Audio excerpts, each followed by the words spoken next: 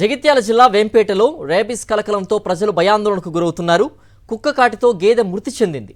ఆ గేదె పాలు తాగామనే అనుమానంతో గ్రామస్తులు భయంతో పిహెచ్సికి పరుగులు పెడుతున్నారు.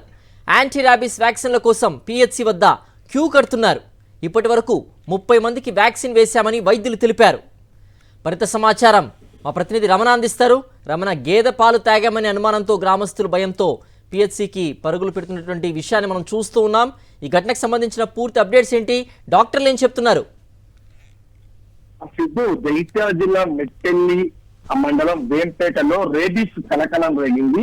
అయితే రేబిస్ ఉన్న కుక్క గేదెను కరవడంతో ఆ గేదె మృతి చెందింది. అయితే ఆ గేదెకు సంబంధించిన పాలు తాగాము, ఒక రైతుకు సంబంధించిన గేదె మృతి చెందినంత ఆ గేదె సంబంధించిన పాలు తాగామని చెప్పేసి గ్రామస్తుల్లో ఒక అనుమానము, ఒక భయం నెలకొంది. ఈ క్రమంలో యాంటీ ర్యాబిస్ వ్యాక్సిన్ కోసం మొత్తం అంతా వేంపేట పిహెచ్సి వద్దకు పెద్ద ఎత్తున క్యూ లైన్లు కట్టారు. మనకు మధ్యాహ్నం వరకే డాక్టర్లు చెప్పిన అంచనా ప్రకారం 30 మంది అప్పటికే వ్యాక్సిన్ వేయించుకున్నారు. ఇంకా ఈ వ్యాక్సిన్ వేయించుకునే ఆ ప్రక్రియ అనేది 5 గంటల వరకు కూడా కొనసాగింది. దాదాపు 50 మంది దాకా ఈ వ్యాక్సిన్ వేయించుకున్నట్టుగా తెలుస్తుంది. అయితే కుట్రాన్ని నమ్మవద్దని చెప్పేసి డాక్టర్లు చెప్పినా, హెచ్చరించినా కూడా, ఆ నమ్మవద్దని చెప్పినా కూడా ఎవరు పట్టించుకోలేదు. అంటే సూచించారు ఇది గేదె వల్ల ఏమి కాదు అని చెప్పేసి డాక్టర్లు పక్కాగా ప్రకటన చేసినా కూడా జనాలకు అనుమానం పెనుభూతం అవడంతో మొత్తంగా వ్యాక్సిన్ వేయించుకునేందుకు పెద్ద ఎత్తున క్యూ కట్టడంతో అక్కడ ఆ డాక్టర్లకు ఏం చేయాలో పాల్గొని పరిస్థితి నెలకొని మొత్తంగా